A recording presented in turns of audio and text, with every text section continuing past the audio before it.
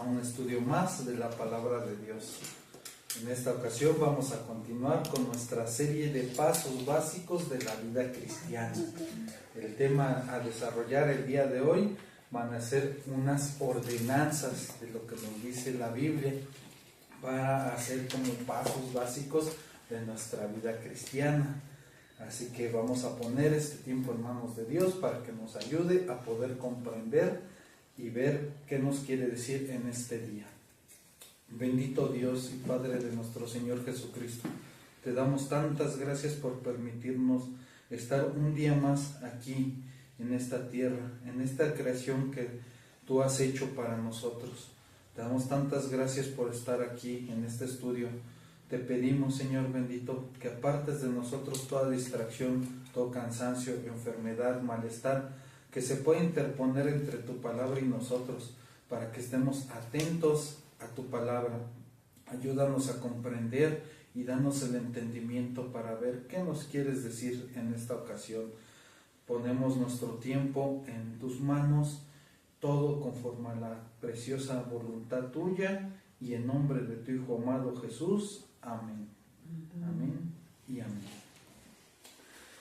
Bueno, pues vimos el estudio anterior, que era el testificar, y espero que algunos hayan hecho su tareita de testificar.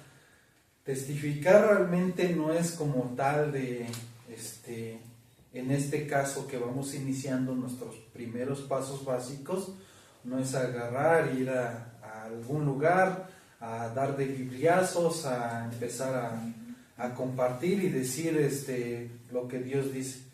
El testificar primordialmente es empezar a tener empatía con las personas, empezar a decirles parte de lo que ha hecho Dios en nuestra vida, en nuestros cambios, porque muchas veces cuando nos encontramos con cualquier persona, muchas veces nos van a comentar las situaciones que están llevando, los problemas que tienen en algún día, en algún momento que les pasó, alguna situación que quieran resolver, y ahí es el momento oportuno para poder compartir de un testimonio y compartir en parte la palabra de Dios. El testimonio principal somos nosotros mismos. El testimonio que nosotros estamos llevando una vida con Cristo, el testimonio es de nosotros, porque a la verdad todos sin excepción venimos de una condición mal. Todos sin excepción venimos de algún problema, de alguna situación crítica. A todos Dios nos sacó de nuestra condición donde nos encontrábamos. Y esa es la parte de empezar a compartir realmente, ¿no? Pues yo tenía esta situación, tenía estos problemas, lo veía difícil, y empecé a conocer, a buscar a Dios, y realmente puedo ver que la Escritura se cumple. Inclusive aunque no se sepan los versículos como tal, los nombres, pero sí la esencia del versículo que dice, porque hay un versículo muy importante que dice: mas buscar primeramente el reino de Dios y su justicia, y todo lo demás será añadido. Ahí realmente podemos comentar esa parte, ¿no? Pues yo me empecé a buscar a Dios, me empecé a aferrar a Dios, me empecé a agarrar de Dios completamente, empecé a confiar en Él, y Él va a enderezar tu camino, porque Él es un Dios justo. Y si Él en su palabra está diciendo: busca primeramente el reino de Dios, y lo más importante, y su justicia, no la justicia de nosotros como humanos, no la justicia que nosotros pensemos, sino está diciendo su justicia de Dios, lo que Dios quiere, lo que es agradable a Él, es buscar realmente el reino de Dios y su justicia, lo de Él. Y automáticamente Él, como es un Dios justo, Él va a enderezar el camino, va a empezar a mover las cosas de tal forma que te des cuenta qué hacer, cómo hacer, te empieza a mover a las personas, te empieza a quitar personas, te empieza a poner personas, te empieza a dar trabajos, o te empieza inclusive hasta a quitar el trabajo. Si Dios va a bendecirte, es probable que a lo mejor te mueva de trabajo, te lleve a alguna otra situación para bendecirte, o inclusive en vez de que puede ser todo lo contrario. En vez de salir de ese trabajo, puede inclusive que hasta te quedes en ese trabajo para testificar de que haces las cosas correctamente, para que haya un cambio. Aunque sientas cierto tipo de opresión, puede darse el caso que inclusive ahí tengas que manifestar la confianza que tienes con Dios. Y Él va a hacer muchas cosas. Él mueve de forma increíble las cosas, que poco a poco, en la medida que lo vas buscando, vas entendiendo y comprendiendo que es la mano de Dios la que está pasando las situaciones. Y es confiar en Dios. Es empezar a testificar eso, confiar en Dios, confiar en la otra parte del versículo más popular que se tiene, que es el de Juan 3:16, porque de tal manera amó Dios al mundo que envió a su Hijo para que nos pueda reconciliar con el Padre.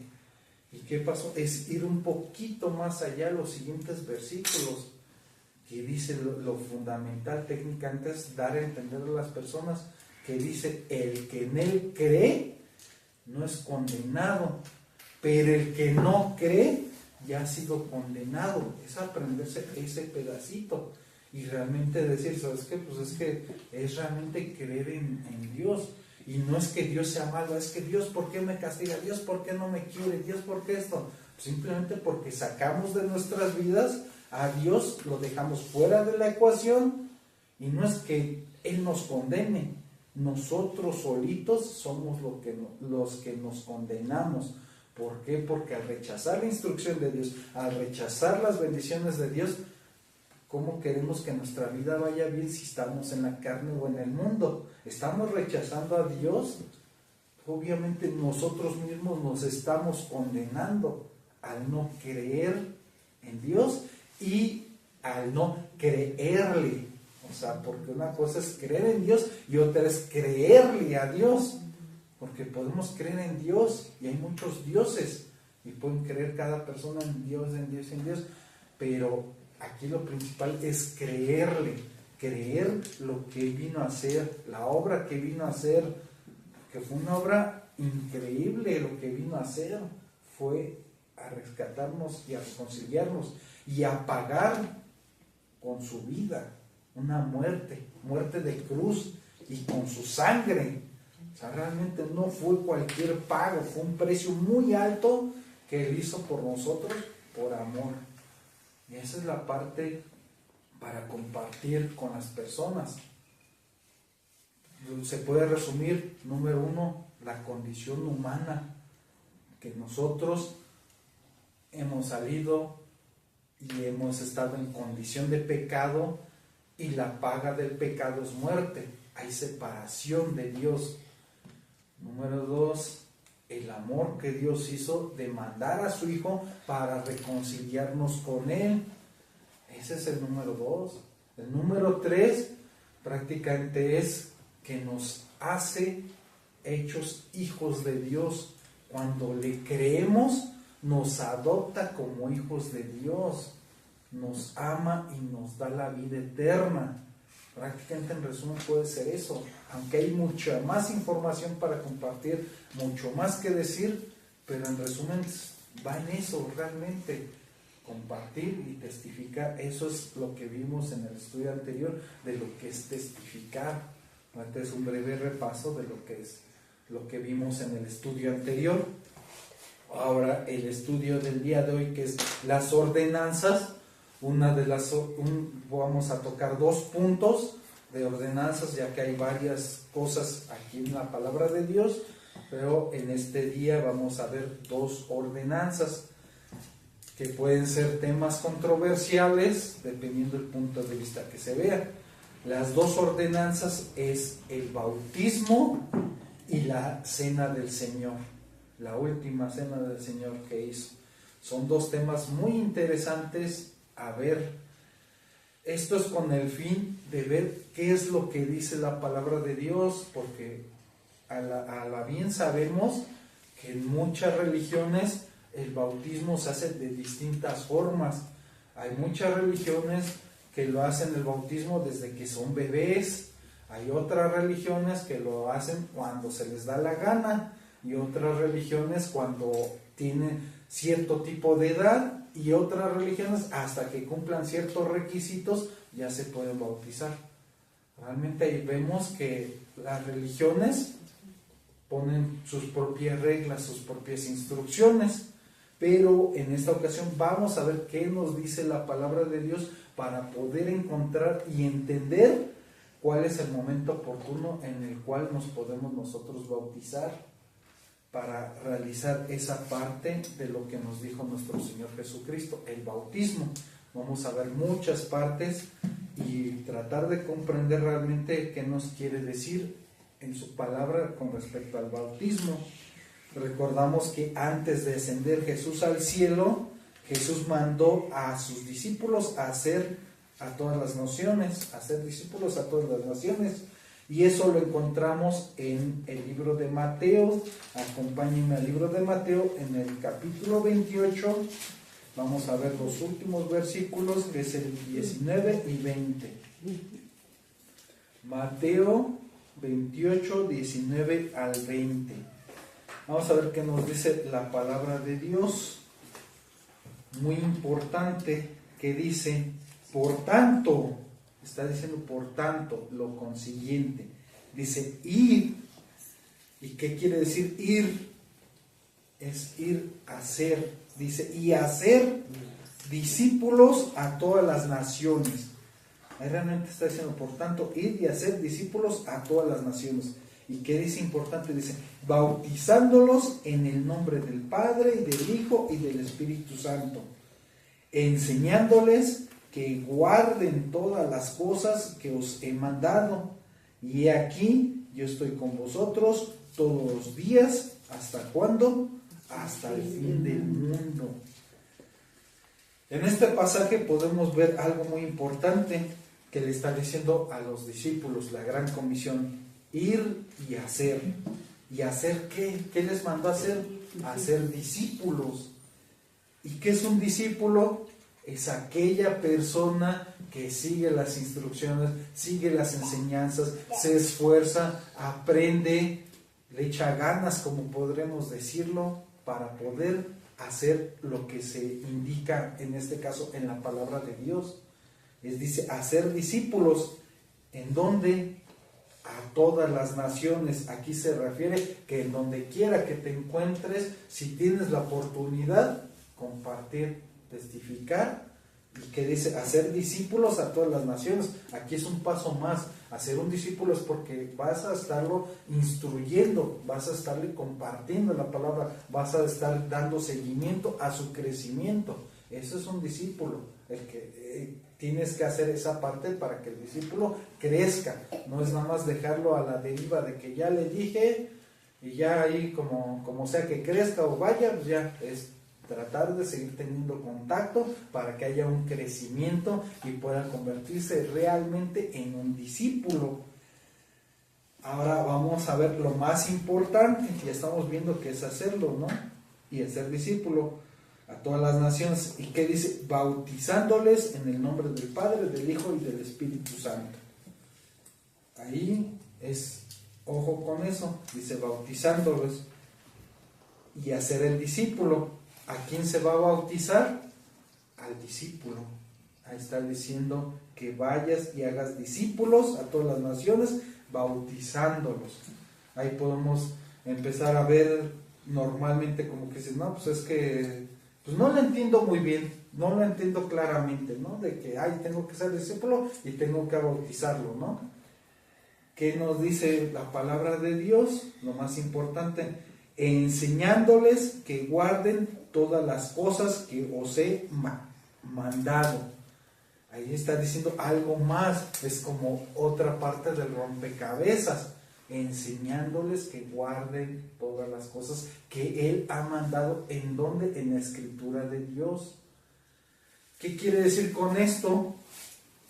Que realmente ahí podemos ver, como lo he comentado, de principio a un bebé no lo puedes hacer discípulo. A un bebé no le puedes enseñar que guarde las cosas que están aquí escritas.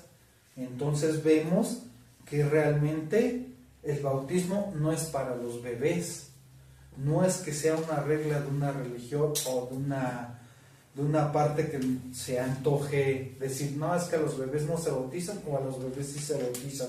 Es conforme a lo que dicen las Escrituras. Y estas, ojo, son palabras de nuestro Señor Jesucristo. El Señor Jesús le está diciendo a sus discípulos antes de ascender, vayan y hagan discípulos a las naciones, y que bautizándolos en nombre del Padre, del Hijo y del Espíritu Santo. ¿Y qué dice? Enseñándoles que guarden todas las cosas. Entonces, aquí ya estamos viendo claramente que la Biblia nos está diciendo que ¿quién es el que se puede bautizar? Aquel que se está haciendo discípulo, aquel que está buscando a Dios, aquel que está guardando las cosas que está mandando en su palabra de Dios. Entonces, aquí podemos ver que de bebés no se bautizan. ¿Por qué? Porque ellos no saben, ni entienden, ni tienen conciencia de lo que quieren decidir.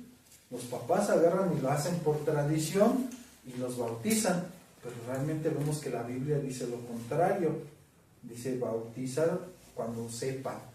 Ahora me podrán decir, no, es que es para que Dios los bendiga y que para que le tumbe los cuernos y para que esté con Dios por si pasa algo o alguna situación. Las religiones llegan a comentar eso, pero nuevamente todo conforme lo dice la palabra de Dios. Hay algo maravilloso que nos dice la palabra de Dios cuando los niños se acercaban a Jesús y que los discípulos le querían impedir, que dice, y son palabras de nuestro Señor Jesucristo, dejad a los niños venir a mí. ¿Por qué? Él dice, ¿por qué? De los tales es el reino de los cielos. ¿Qué quiere decir? Que realmente no es de que se bautiza y le tumba los cuernos y se va al cielo. No, la palabra de Dios dice que de los niños es el reino de los cielos. ¿Qué quiere decir? Que por automático tienen su pase directo al cielo. Llegue a pasar alguna situación, algo inesperado que no se quiera, los niños tienen el pase directo al cielo, a Dios. Por lo tanto, ahí descartamos esa parte de que puedan argumentar que los niños se bautizan. Ya estamos viendo que la Biblia es tan clara que realmente ahí están 2 versículos del cual el bautismo se debe hacer conscientemente. Que el bautismo se debe hacer cuando ya estás siguiendo a Jesús, que quieres ser su discípulo, que quieres realmente empezar tu caminar en la vida cristiana siguiendo a Jesús. Es cuando ya es una parte para hacer válido lo que es el bautismo. No hacerlo nada más porque sí, ni nada más porque me lo dicen. Es realmente sentirlo. Es una decisión el bautismo. Vamos a ver en esta parte más cosas interesantes de lo que es el bautismo. Ahorita nos hemos enfocado más o menos en qué momento es en cuál puedes bautizarte y puedes realizar esa acción, que es una ordenanza, porque aquí le está diciendo nuestro Señor Jesucristo que se bauticen. Es una ordenanza, ¿no? Así que el bautismo no es opcional, sino que es un mandato para obedecerlo en cada creyente. El bautismo no es un requisito para ser salvo, sino es el resultado de que ya es salvo. En el caso que vemos de una historia del carcelero en Filipos, en el libro de Hechos, que vamos a ver a continuación. Muy importante es esto. Otras religiones lo vuelven a decir, que tienes que bautizarte para ser salvo.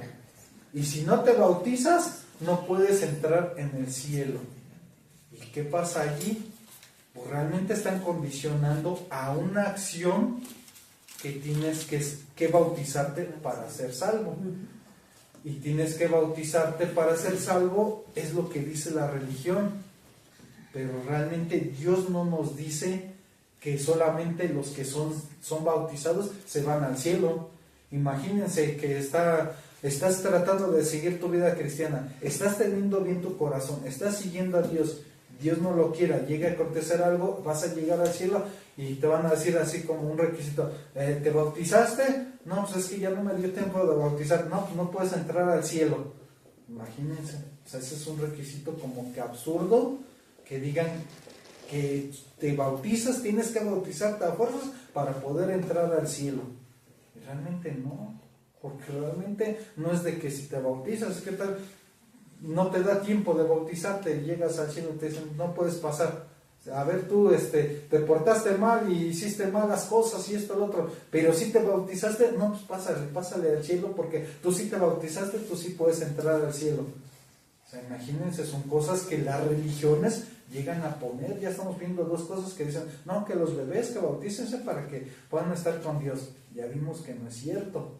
Otra de las partes que ahorita estamos viendo, que no es de que el bautismo te salve para ir al cielo, porque vamos a ver simplemente la lógica, cómo Dios va a poner un requisito de los que se salvan, no, solamente son los que se bauticen. No es un requisito el bautizarse para ser salvo. Vamos a corroborarlo con la Biblia. Acompáñenme al libro de Hechos, en el capítulo 16, verso 30 al 31. Hechos 16, 30 al 31. Vamos a ver una de las partes que llegó a pasar en la cárcel con el carcelero de Filipos, donde estaban encerrados y salieron. Esa historia la podemos encontrar en el libro de Hechos.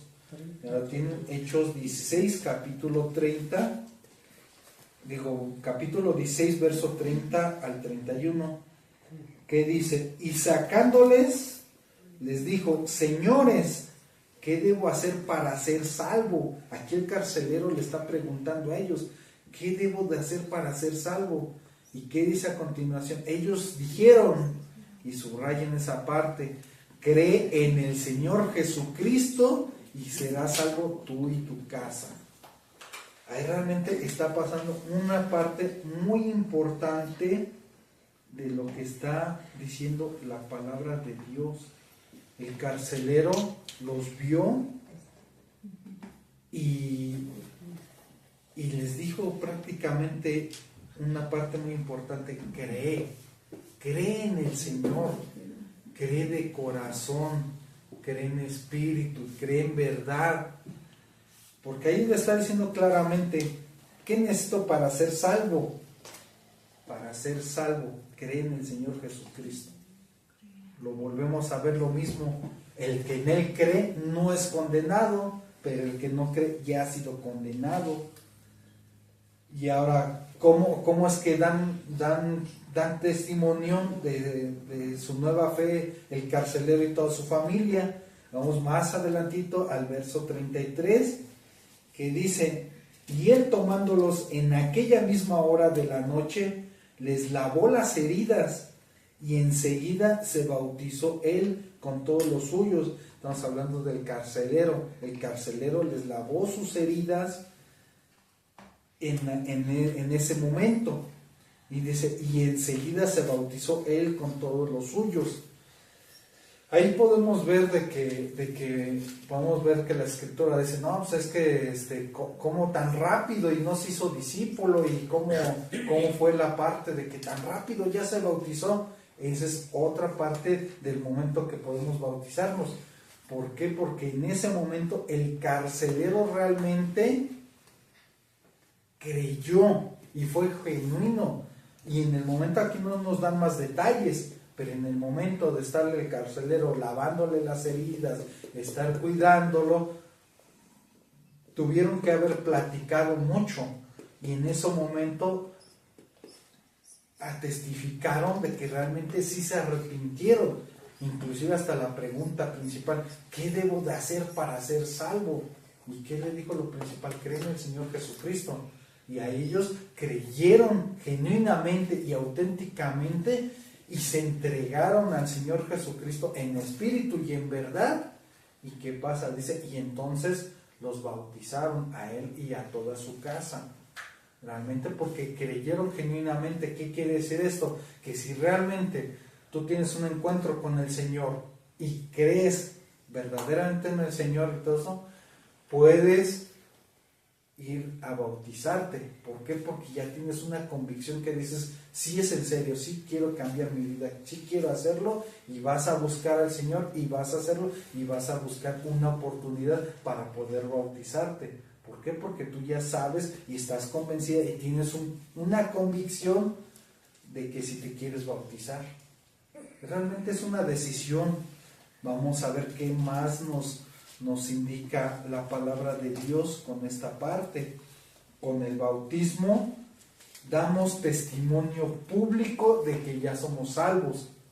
El bautismo prácticamente es eso, una representación, que lo estamos diciendo al público. ¿Saben qué? Yo ya me estoy entregando a Cristo, yo ya estoy siguiendo a Cristo. Es un testimonio público, es una representación el bautismo.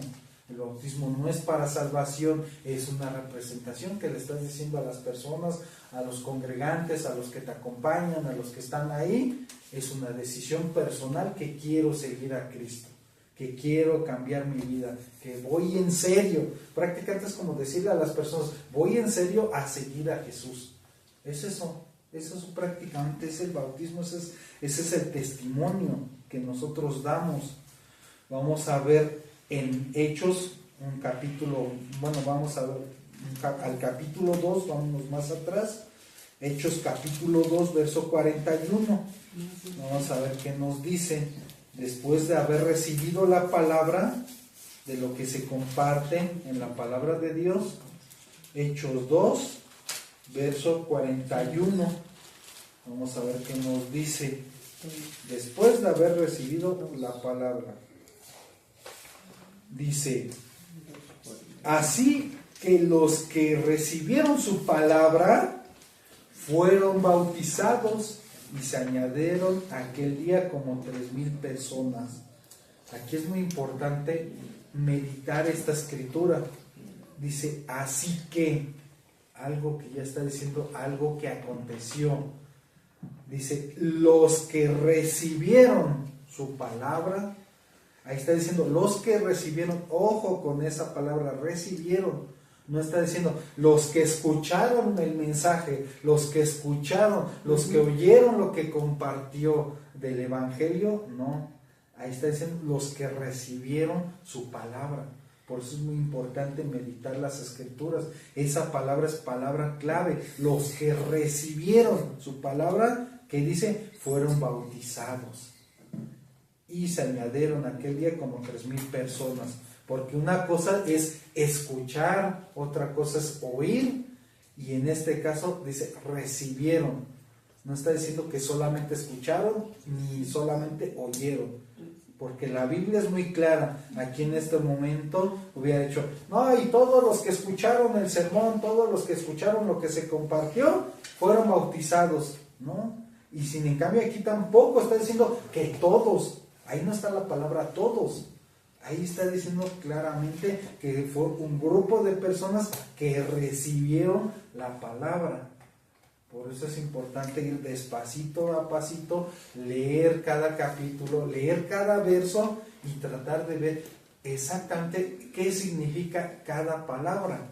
Porque no es lo mismo escuchar, no es lo mismo oír, no es lo mismo poner atención, no es lo mismo recibir. Son cosas diferentes, aunque parezcan que hablan de lo mismo, pero cada palabra es específica.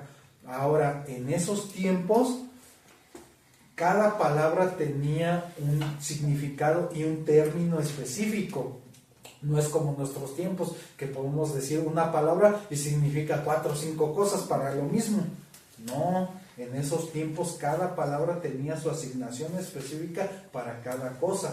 El oír era oír, el escuchar era escuchar, el poner atención era poner atención, el recibir era recibir realmente. O sea, en este caso es que podemos ver que la palabra es más confiable porque cada palabra tiene específicamente su sentido.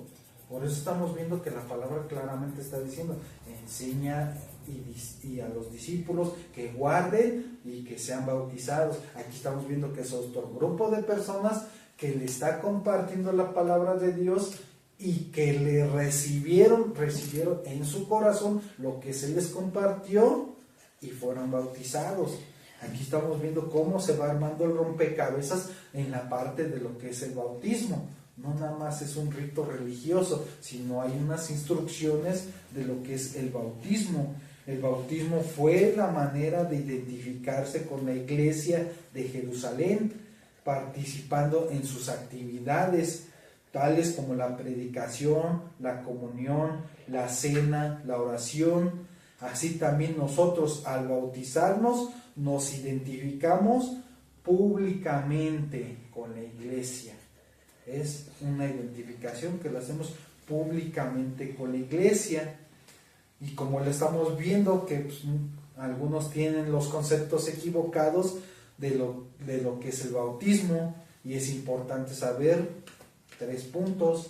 El bautismo no salva. Punto número 2, tampoco ya vimos que es un paso para la salvación, sino que es un testimonio público de que somos salvos. El punto número 3, el bautismo no nos hace santos. No porque nos bautizamos ya vamos a ser santos, ya vamos a ser buenas personas, etcétera. No, el bautismo no es eso. Pero sí nos motiva a vivir en santidad. ¿Qué quiere decir? Porque ya estamos teniendo la conciencia de que no, pues ya me bauticé, pues tengo que conducirme mejor lo que pueda hacer. Pero realmente es la conciencia, y como consejo es tratar de hacer lo que es agradable a Dios. No lo que es agradable a los hombres, no lo que es agradable o lo que convenga, sino lo que a Dios le agrada, a lo que Dios quiere. Muchas veces va a ir en contra de lo que sentimos, muchas veces va a ir en contra de lo que queremos hacer, pero es simplemente entregarnos a Dios y hacer lo que a Él le agrada. Tenemos la conciencia, y nuestra conciencia muchas veces nos dice, esto no es bueno, por aquí no va, esto no, esto sí, esto aquello. ¿Y qué pasa? No, la conciencia, no, pues, yo voy a hacer lo que a mí se me da la gana, o yo voy a hacer esto, yo voy a hacer aquello. Dios nos da una parte de la conciencia, es como si nos ayudara en cada momento para ciertas acciones que hacemos. Pero ya cuando las personas llegan a hacer la misma acción mala seguido, pues ya la conciencia la llegan a encapsular de tal forma que ya no tienen conciencia de que están haciendo lo malo. Por eso que vemos que muchas personas reiteran en hacer lo malo. Que dices, es que ¿por qué esa persona es tan mala y sigue haciendo lo mismo? ¿Qué acaso no se da cuenta que eso está mal? Pues no se da cuenta porque ya su conciencia ya la tiene encarcelada, ya la tiene encerrada de tal forma que lo que hace mal ya no lo ve como mal, sino en cambio ya lo hace por automático, ya no cree que sea malo, porque ya no tiene la conciencia que le está diciendo eso no es correcto. Por eso es una parte de que el bautismo nos puede ayudar para echarle más ganas, es como un impulso para decir, yo ya decidí entregarme a Cristo, pues voy a echarle ganas para agradarle a Él. Realmente pues Él es nuestro creador, Él nos dio la vida, Él nos da las cosas, Él nos da todo, Él nos da poder respirar, poder caminar, poder comer, o sea, nos da el poder tener la familia, poder interactuar. O sea, si estamos rascándole vemos muchas cosas, a pesar de que parezca oscuro el panorama, vemos que Dios nos da muchas cosas, Dios nos da varias partes de poder decir gracias Dios porque me permites estar aquí. Si hay una situación mal, si hay un problema fuerte o cualquier situación, pero gracias porque tengo contacto con tal persona, gracias porque tengo mi familia, gracias porque tengo un techo, gracias porque pasa cualquier situación y Dios no me desampara. Dios, a pesar de que inclusive vayan malas cosas o inclusive hasta las personas malas, todavía tiene cuidado de las personas malas. Hay versículos que dicen, Dios hace llover sobre justos e injustos. Dios hace salir su sol sobre buenos y malos. O sea, Dios es un Dios misericordioso, de tal forma que inclusive a los malos también les ayuda, también los protege de cierta forma. Y tan es la misericordia que todos llegamos a Dios en una condición de pecado, en una condición mala, y llegamos a ver el estar con Dios. Todos venimos de una condición mala. Nadie llegó a Cristo siendo santo, ni siendo puro, ni siendo justo, ni nada. Todos llegamos a Cristo sucios, por así decirlo. Todos llegamos mal con Cristo y Él nos restaura, nos recoge, nos adopta y nos hace hijos de Dios y nos abraza y nos dice: yo estoy contigo, vamos para adelante. Podemos meditar en la palabra, podemos ver, acompáñenme al libro de Romanos, en el capítulo 6, verso del 1 al 4, está delantito de Hechos.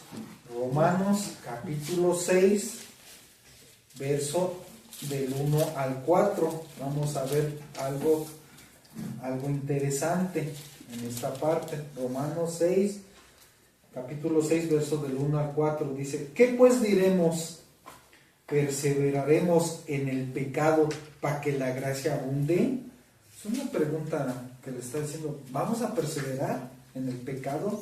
¿Y qué dice? En ninguna manera, porque lo que hace los que hemos muerto al pecado, ¿cómo viviremos aún en él? Si nosotros ya decidimos seguir a Jesús, ¿cómo vamos a vivir en el pecado? ¿O no sabéis que todos los que hemos sido bautizados en Cristo Jesús, hemos sido bautizados en su muerte? Porque somos sepultados juntamente con Él para muerte por el bautismo, a fin de que como Cristo resucitó de los muertos por la gloria del Padre, así también nosotros andemos en vida nueva.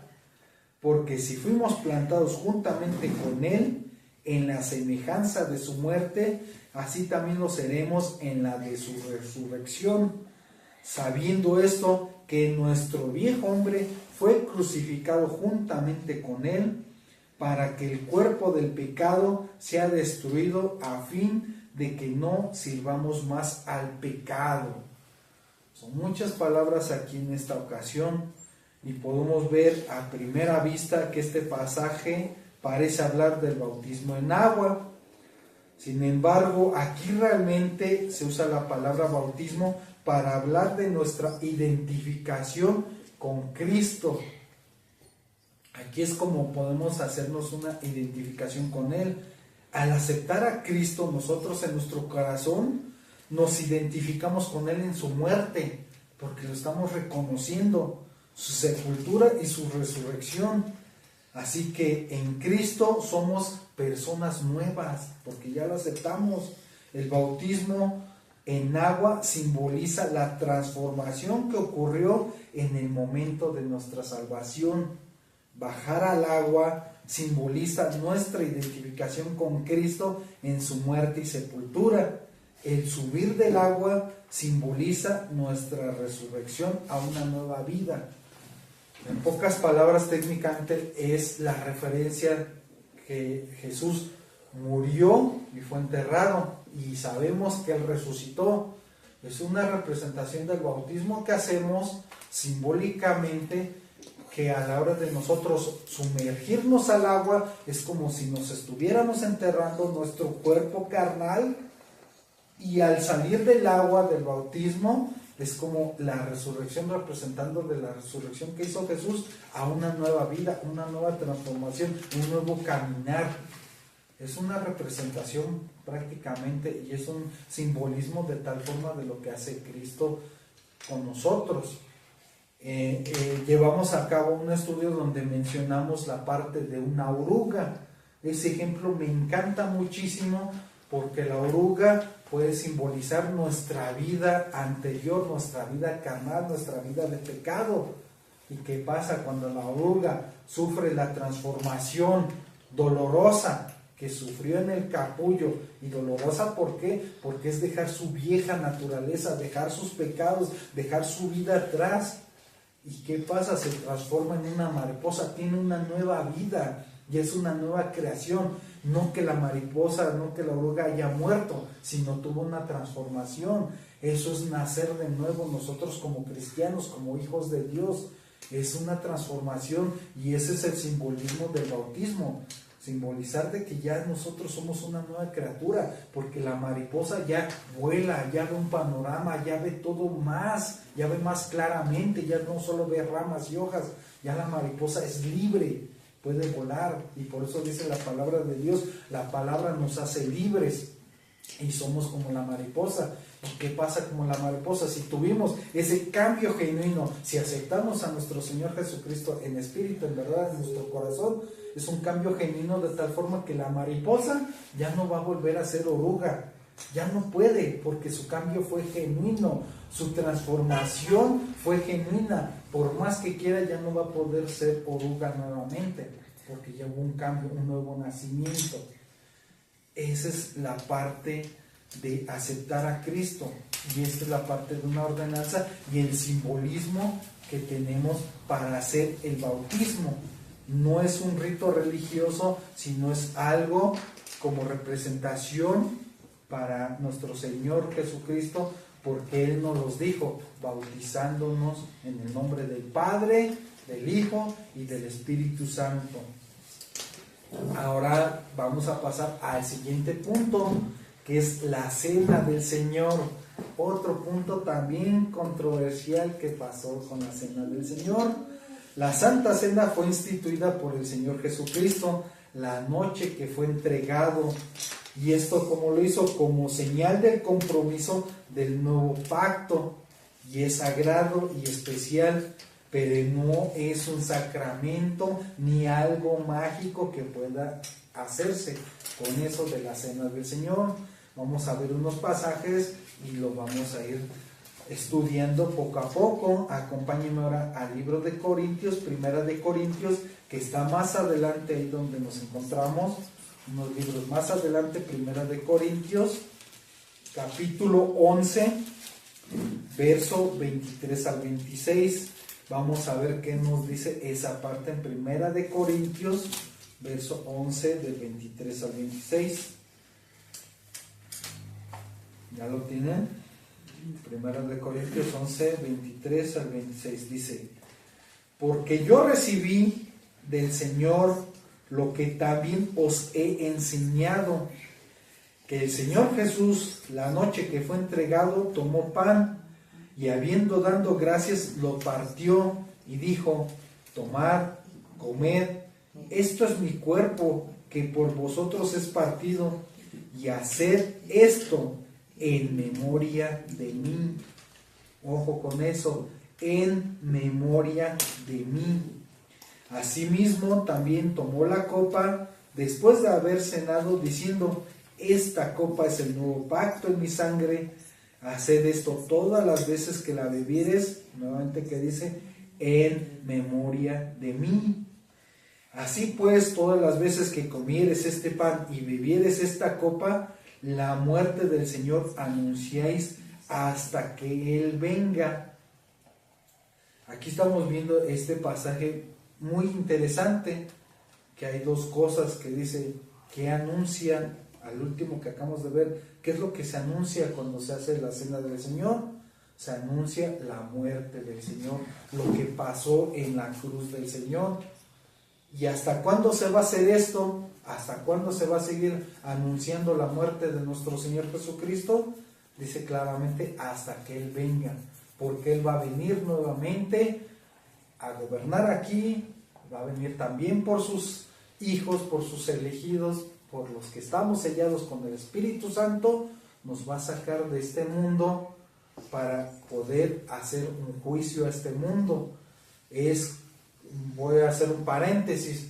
Esto quiere decir que es como los ejemplos que pasó con el arca de Noé.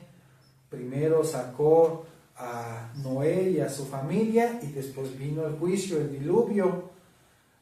La parte de Lot, de su familia, primero lo sacó de la tierra de Sodoma y Gomorra, y luego destruyó la tierra de Sodoma y Gomorra. Y ahí estamos viendo que primero Dios saca a sus hijos, a sus elegidos, antes de que venga el juicio. Y así es como también va a pasar nosotros, de algo llamado el rapto de la iglesia. Va a sacar a sus escogidos antes de que venga el juicio sobre la tierra. va a ser el arrebatamiento de la iglesia. Ese es un paréntesis que posteriormente vamos a llevar a cabo un estudio con respecto a eso. Pero bueno, continuando con esto, aquí está diciendo claramente que hacerlo en memoria de mí. Dice, tomad, comed este en mi cuerpo, porque por vosotros es partido.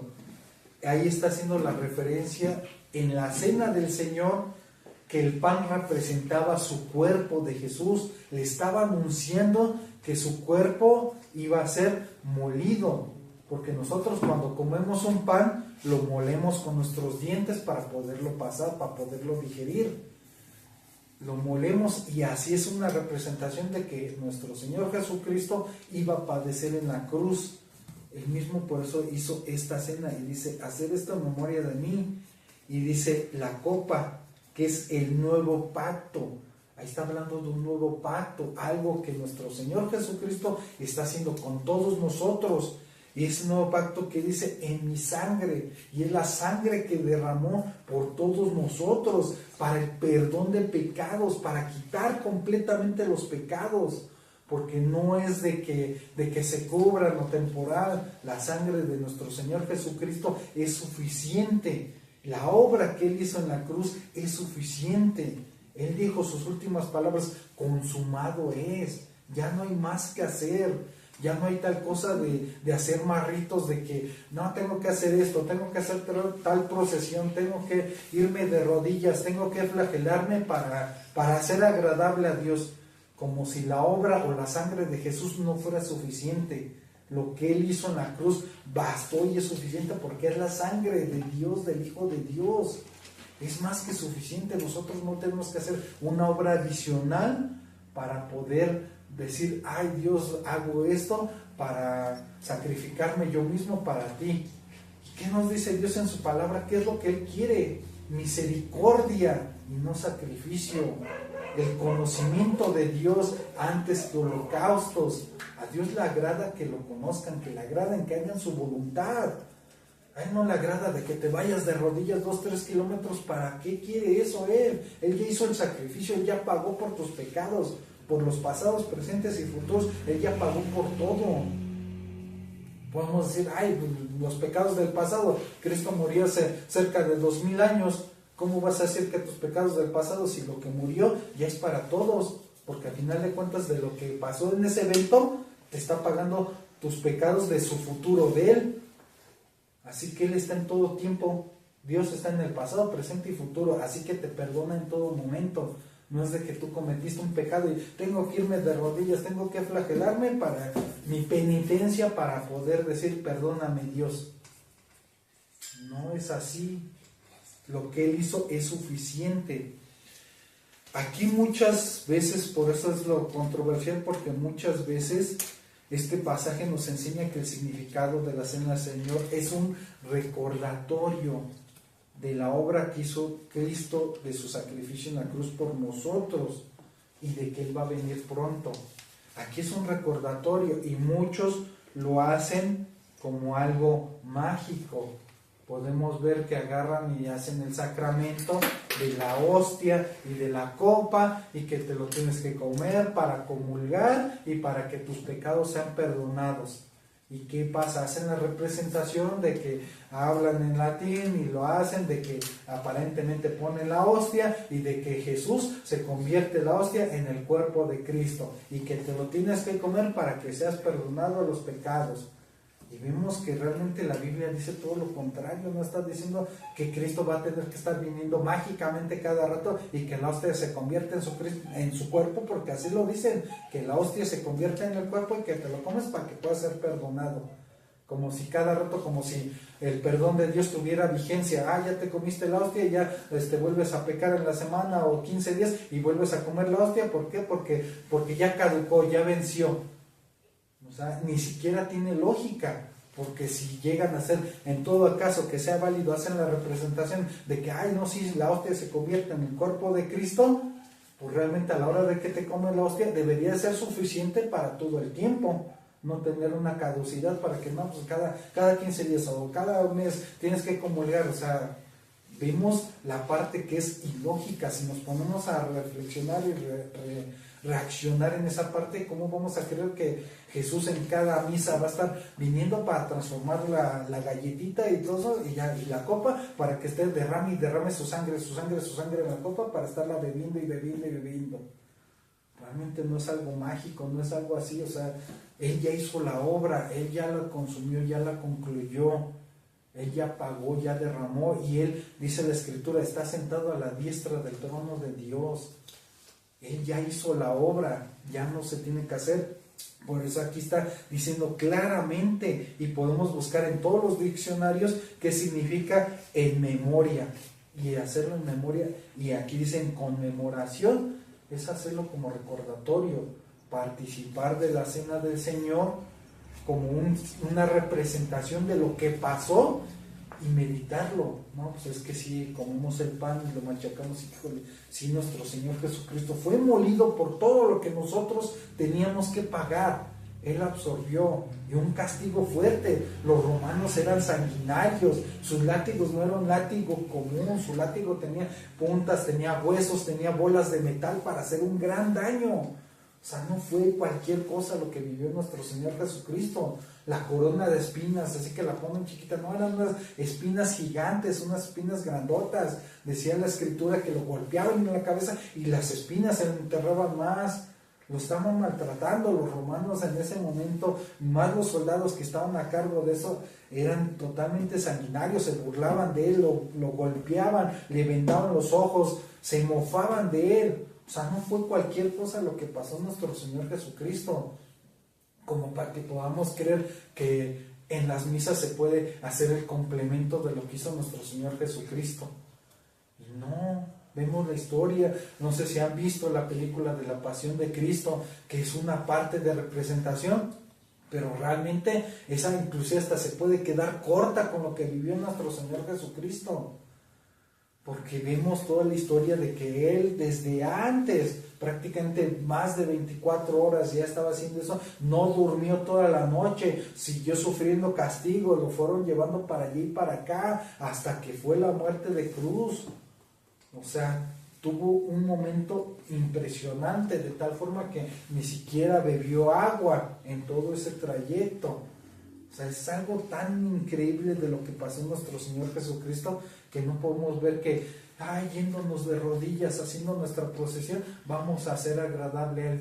No, Él lo que quiere es que le creamos de corazón. Y las Escrituras ahí dicen claramente, cree en el Señor Jesucristo y serás salvo tú y tu casa. Recíbelo en tu corazón y vas a ser salvo. Cree en Él, cree en la obra de Dios. Y dice el versículo, mas a todos los que le recibieron, ¿qué dice lo maravilloso? Les dio potestad de ser hechos hijos de Dios. O sea, es algo tan increíble, tan maravilloso. También llevamos a cabo un estudio que fue de la crucifixión, donde ese estudio fue muy completo, de tal forma que vimos muchos detalles del evento que fue pasando nuestro Señor Jesucristo en la crucifixión. Así que vemos que el pan representa su cuerpo, y cuando hagamos y participemos de la cena del Señor es recordar, es ponernos a cuentas con Dios, es reconocer que Él hizo la obra y que por su gracia somos salvos nosotros, por medio de Él, no por nuestras obras, sino es por Él, porque Él lo hizo por nosotros, y la copa es su sangre. El pago del pecado es la muerte, y la muerte a través de ¿qué? De la sangre. Y Él pagó con una sangre justa por nosotros. Ahora acompáñeme un capítulo atrás, de ahí mismo de Corintios, al capítulo 11. Vamos a ver el verso 27 al 31. Está ahí, luego, un poquito atrasito. Es el versículo 10, ¿no? No, primera de Corintios, capítulo 11, verso 27 al 31. ¿Sí? O sea, estábamos en el 11, sí, estamos en el 26, pero ahora vamos al 27 al 31, perdón, si es que me cambié la hoja. Primera de Corintios, capítulo 11, verso 27 al 31, ¿qué dice? De manera que cualquiera que comiere este pan o bebiera esta copa del Señor indignamente, será culpado del cuerpo y de la sangre del Señor. Por lo tanto, pruébese cada uno a sí mismo y coma así del pan y beba de la copa. Ahí realmente nos está diciendo algo muy interesante, que no hay que hacerlo indignamente. ¿Qué quiere decir esto? Que no hay que hacerlo por hacerlo, que cuando se llegue a participar de la cena del Señor, no es, pues voy a participar nada más porque están participando, están comiendo, están haciendo, sino simplemente no hacerlo indignamente, sino poniéndonos a cuentas primero con Dios para estar bien con Él, para ser agradable a Él y participar y conmemorarlo correctamente. Porque si no, pues es malo, es como burlarnos de Dios, que es cualquier cosa, cualquier representación, y ya estamos viendo que no es cualquier representación. Ahora sí que debemos de probarnos a nosotros mismos, porque cada quien sabe lo que ha hecho, cada quien sabe lo que pasa en sí mismo. Estamos ahí mismo, ahora sí, el capítulo atrás, el capítulo 10, ahora sí vamos a verlo, el capítulo 10, verso 16 al 17. Ahora sí vamos a ver este. Primera de Corintios, capítulo 10, verso 16 al 17. ¿Qué dice? La copa de bendición que bendecimos, ¿no es la comunión de la sangre de Cristo? Es una pregunta. Ahí está el signo de interrogación. El pan que partimos, ¿no es la comunión del cuerpo de Cristo? Dice, siendo uno solo el pan, nosotros con ser muchos somos un cuerpo, pues todos participamos de aquel mismo pan. Aquí puede ser un poco como no entendible a primera vista, pero aquí enfatiza otro aspecto de la cena del Señor, que es la comunión. Es un momento de comunión con Cristo, con nuestros hermanos en la fe. Es una comunión, es participar, es conmemorar, es estar con Él. Ahí realmente está diciendo que habla de un cuerpo, de que el pan es el cuerpo de Cristo. Y nosotros como iglesia, ya lo hemos visto en los estudios anteriores, somos un cuerpo en Cristo. Nosotros como miembros, como hijos de Dios, nos convertimos en parte del cuerpo de Cristo. Nosotros somos esa parte y debemos de hacerlo en comunión con los hermanos. Así que también vemos 4 puntos de las personas que algunas están equivocadas de lo que es la cena del Señor. Nuevamente, punto número 1, la Santa Cena no es un sacramento o algo mágico que pueda pasar. Punto número 2, no nos hace más santos al participar de la Cena del Señor. Y nuevamente, sí nos motiva y sí nos ayuda a echarle ganas y a seguir una vida en comunión y agradable con Dios. El punto número 3, la copa no se convierte en la sangre ni el pan en el cuerpo de Cristo. No hay tal cosa que se convierta, sino que simbolizan la Santa Cena y es un recordatorio del sacrificio de Cristo hasta que Él venga. El punto número 4 es un acto de obediencia y un momento de comunión con Cristo y con nuestros hermanos en la fe. Y ahora ya estamos viendo que es otro contexto totalmente de lo que es la cena del Señor. Estamos viendo lo que dice la Biblia y la palabra de Dios, que la cena del Señor no es como realmente lo conocemos. La cena del Señor tiene una cierta estructura de tal forma que no podemos estar pensando o jugando con ese tipo de cosas.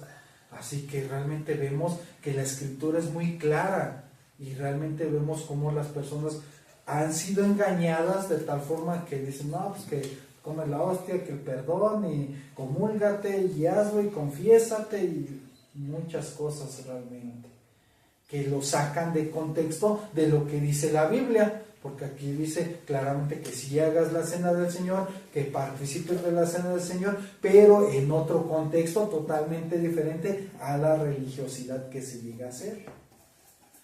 para cerrar vamos a ver un versículo para cerrar y confirmar y verificar todo lo que estamos viendo en esta parte de la cena. Acompáñenme a Hebreos capítulo 10,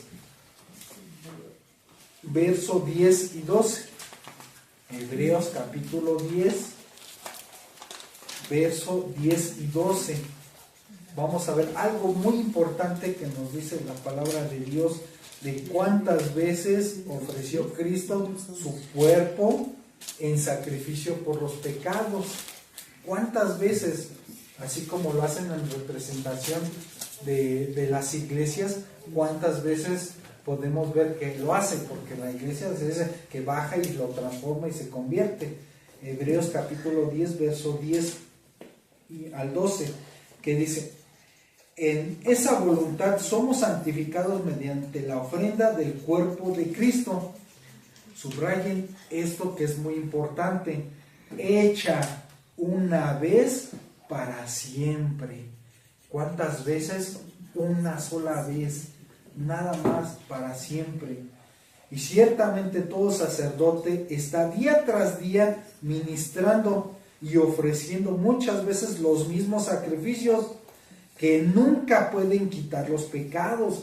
Aquí está diciendo claramente que se están ofreciendo día tras día y misa tras misa, pero ¿qué dice? Que nunca pueden quitar los pecados. Esas misas no quitan los pecados, porque ya vimos que Dios es una sola vez para siempre. ¿Y qué nos dice el verso 12? Pero Cristo, habiendo ofrecido otra vez, dice, una vez para siempre, y subrayen nuevamente eso, un solo sacrificio por los pecados. Un solo sacrificio por los pecados. ¿Y qué dice? Se ha sentado a la diestra de Dios. Con eso podemos cerrar la parte de que es una sola vez, el sacrificio ya fue hecho, ya no se tiene que hacer más sacrificio, y ya dice la misma palabra de Dios que es un solo sacrificio y que cualquier repetición es solo repetición, y eso no quita los pecados.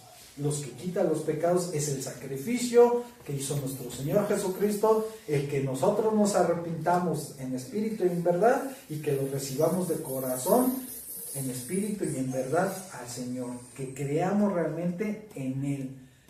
Así que ya estamos viendo cómo es esta parte del sacrificio de nuestro Señor Jesucristo. Con esto concluimos el estudio, que vimos estos dos puntos, lo que es el bautismo y la cena del Señor. Ahora, como siempre, hemos dejado unas tareitas. Las tareas de este estudio van a ser ahora leer el libro de Santiago, un capítulo por día. Santiago capítulo 1, mañana, y luego el pasado mañana el 2, y así, etcétera, etcétera. Nuevamente, seguir leyendo los salmos, un salmo por día y un proverbio por día, porque ahí vamos a encontrar mucha sabiduría, mucha enseñanza, porque son libros muy importantes para ver. Y en esta ocasión el pasaje a memorizar para nuestras vidas es en Mateo 28 al 19, el que vimos al principio, que dice: por tanto, id y hacer discípulos a todas las naciones, bautizándolos en el nombre del Padre, del Hijo y del Espíritu Santo. Y ahí agregaría el verso 20, que dice: enseñándoles que guarden todas las cosas y hagan conforme a lo que Él ha mandado. Realmente es para memorizar esa parte y hacer y seguir creciendo en el Señor. Así que vamos a cerrar con una oración dándole gracias por este estudio a nuestro Padre Celestial. Gracias, bendito Dios y Padre de nuestro Señor Jesucristo. Gracias por este estudio que hemos realizado y llevado a cabo. Te pedimos, Señor bendito, que esta palabra se guarde bien en nuestros corazones, ya que son unas ordenanzas importantes que se han distorsionado a través de las religiones. Pero gracias que nos das tu bendita palabra, que es la Escritura, inspirada por ti. Gracias porque nos dices todo lo que es, todo lo que se debe hacer, y todo está de una manera clara. No es de interpretación, sino es lo que tú dices. Ayúdanos a comprender tu palabra y seguir avanzando y conocerte y conocer la verdad que eres tú. Gracias por este estudio. Gracias. Te pedimos que nos sigas guiando, fortaleciendo para seguir avanzando en este caminar de la vida cristiana. Ayúdanos a comprender todo esto, este grupo y este canal, y todos aquellos que lleguen a escuchar este mensaje, que sean fortalecidos y sigan creciendo espiritualmente. En tus manos estamos y lo oramos en nombre de tu Hijo amado Jesús. Amén, amén y amén. Pues muchas gracias por habernos acompañado. Que Dios los bendiga. Nos vemos hasta el próximo estudio, si Dios lo permite. Hasta luego.